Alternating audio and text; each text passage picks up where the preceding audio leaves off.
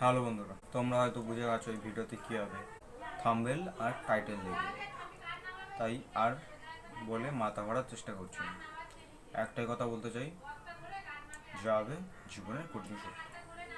ভিডিওটা যদি দেখতে পারো দেখো, না দেখতে পারলে আসতে পারো। যা হবে ডাইরেক্ট সোজা সোজা কথা। ভিডিওটা শুরু করা যাক।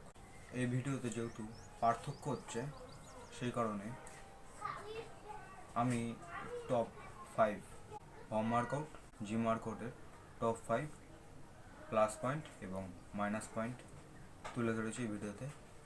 এই ভিডিওটা দেখলে তোমাদের মোটামুটি আন্দাজ হয়ে যাবে তোমার জন্য কোনটা বেস্ট। আর কথা না বাড়িয়ে শুরু করা যাক।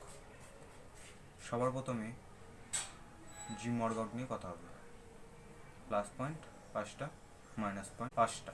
জিমের 5টা প্লাস পয়েন্ট হলো, সবার প্রথম প্লাস পয়েন্ট হলো যে পোস্চার। পোস্চার মানে ভঙ্গি। তুমি ধরো ওয়ার্কআউট করছো ঘরে। ঘরে ওয়ার্কআউট করলে কী হয়, তুমি তোমার মতো ওয়ার্কআউট করো, কিন্তু তুমি ঠিক করছো না ভুল করছো তুমি বুঝতে পারো না। তুমি নিজের মতো করবো, তুমি ভাবছো ঠিক, কিন্তু পরে যখন রেজাল্ট আসবে, রেজাল্ট কম আসবে বা তোমার ইঞ্জুরি হয়ে যাবে, তখন তুমি বুঝতে পারবো আমার পোস্টার ভুল ছিল। তোমাদের এটা টপ 1 পয়েন্টে দিচ্ছি। তারপর সেকেন্ড পয়েন্ট হলো মাসল বিল্ড। মাসল বিল্ড করতে খুব সুবিধা হয়, কারণ জিমে নানান ওয়েটের নানান রকম মেশিন, ডাম্বেল, বারবেল সব থাকে। কিন্তু হোম ওয়ার্কআউটের কী হয়, তোমরা একটা নির্দিষ্ট ওয়েটে ওয়ার্কআউট করো, লাস্ট তোমার 12টা সেট একটা ইটে যদি বেরিয়েও যায়, তারপরে তুমি প্রোগ্রেস করবে কীভাবে? ইট তো আর বড় বানাবে না, তখন তোমার প্রচুর অসুবিধা হবে প্রোগ্রেস করতে। 3 নম্বর পয়েন্ট হলো যে ট্রেনার। জিমের ট্রেনার একটা গুরুর মতো তোমাকে তোমার মাসেল বিল্ড জার্নিতে খুব যোগদান দেবে, কারণ ওটাই ওনার কাজ যে তোমার লেভেল অনুযায়ী তোমাকে কোন লেভেলে যেতে হলে তোমাকে কী কী ওয়ার্কআউট করতে হবে, কটা সেট করতে হবে, তোমাকে সব গাইডেন্স দেবে। সেটা তুমি হোম ওয়ার্কআউটে তোমাকে কেউ দেবে না। তোমাকে প্রচুর অসুবিধা হবে, নিজেকে অনেক কিছু একসঙ্গে ম্যানেজ করতে হবে। আর 4 নম্বর সব থেকে বড় মনে হয় যে আমার মোটিভেশন। একটা আলাদাই মোটিভেশন কাজ করে জিমে গেলে। এটা আমার একটা অভিজ্ঞতা আছে যে আমি হোম ওয়ার্কআউটে 2 বছর তো কোনো রেজাল্ট না পেয়ে আমি কনসিস্টেন্ট রোজ করতে পারতাম না হোম ওয়ার্কআউট। তাই আমি জিমে যাওয়ার পর চারপাশে ওয়েদারে আমার কি বলবো, আর চারপাশে ওয়েদারই তোমার মেন্টাল স্টেট ভালো করে দেবে। ওয়েদার দেখবে চারপাশে কত কি, এটা বলে বোঝানো যাবে না, গেলেই বোঝা যাবে জিমে। 5 নম্বর পয়েন্ট হলো প্রোগ্রেস। প্রোগ্রেস খুব তাড়াতাড়ি হয়, কারণ তুমি জিমে গেলে ওই ওয়েটের একটা ব্যাপার আছে। তারপরে ব্যাপার হলো তুমি যদি বন্ধুদের সঙ্গে যাও, তাদের সঙ্গে কম্পিটিশন করে এবং অন্যজনকে দেখে একটা তুলনার মতো করো, তাহলে তুমি খুব তাড়াতাড়ি প্রোগ্রেস করতে পারবে। এটা জিমে হয় বেশিরভাগ। এগুলো তো হলো জিমের প্লাস পয়েন্ট, কিন্তু এবার বলবো জিমের 5টা টপ 5 মাইনাস পয়েন্ট। সবার ফার্স্ট ফিজ। জিমে গেলে তোমাকে পয়সা দিতেই হবে, কিন্তু সবার ক্ষেত্রে এটা করা সম্ভব নয়। সবার সামর্থ্য নেই 1000-1500 টাকা দিয়ে জিমে ভর্তি হওয়ার। কিন্তু একদিকে সুবিধা আছে যে কিছু কিছু জায়গায় দেখা যায় যে সরকারি জিম থাকে। যেমন আমি যেখানে যাই সেটা হলো সরকারি জিম। ফিজ কত নয় জানো? 350 টাকা বছরে। এরকম যদি সুযোগ থাকে তাহলে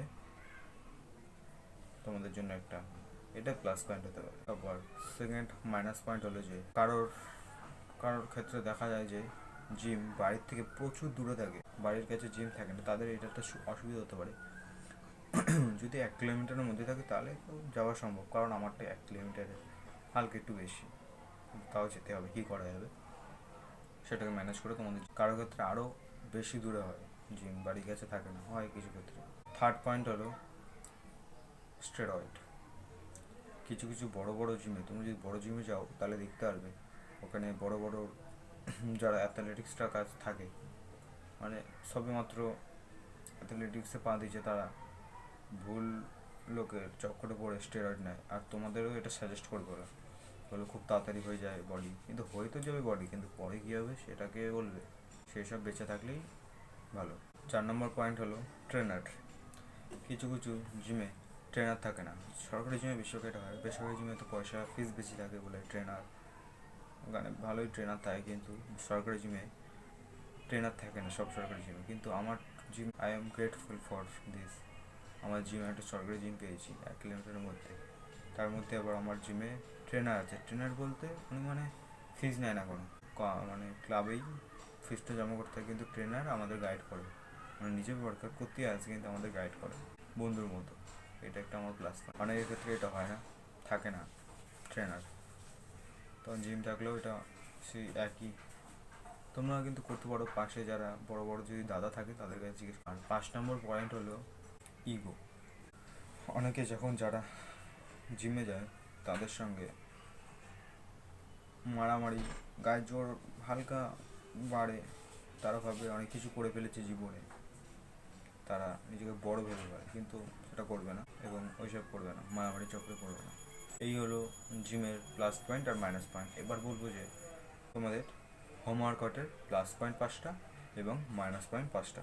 সর্বফার্স্ট হোমওয়ার্কআউটের 5টা প্লাস পয়েন্টের মধ্যে প্রথম পয়েন্ট হলো যে হোমওয়ার্কআউট যে কোনো জায়গায় যখন খুশি, যে কোনো মানে যখন খুশি করতে হবে, কিন্তু জিমের একটা নির্দিষ্ট জায়গায় গিয়ে তোমাকে করতে হবে, আর অন্য টাইমে গেলে করতে পারবে না। এটা একটা ফার্স্ট পয়েন্ট। 2 নম্বর পয়েন্ট হলো নো ফিস, কোনো পয়সা লাগবে না হোমওয়ার্কআউট করতে, নিজের বডি ওয়েটে ওয়ার্কআউট করতে পারবে।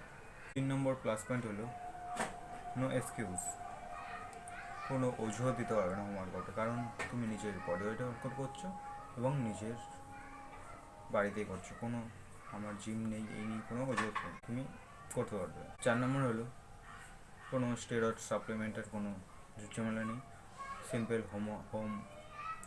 সিম্পল ঘরের নর্মাল ডায়েট খেয়ে ওয়ার্কআউট করতে পারবে। আর 5 নম্বর পয়েন্ট হলো নো টাইম লাইন, মানে কোনো টাইমের লিমিট নেই, যত খুশি টাইম করতে পারবে, কিন্তু জিমে একটা নির্দিষ্ট টাইম লাইন থাকবে, ওই টাইমের মধ্যে গেলে তুমি করতে পারবে, নাহলে করতে পারবে না। এই তো হলো হোমওয়ার্কআউটের 5টা প্লাস পয়েন্ট। এবার হোমওয়ার্কআউটের 5টা মাইনাস পয়েন্ট। ফার্স্ট পয়েন্ট হলো পোস্টার। সেই বলেছিলাম তুমি যদি ভুল পোস্টার করো কেউ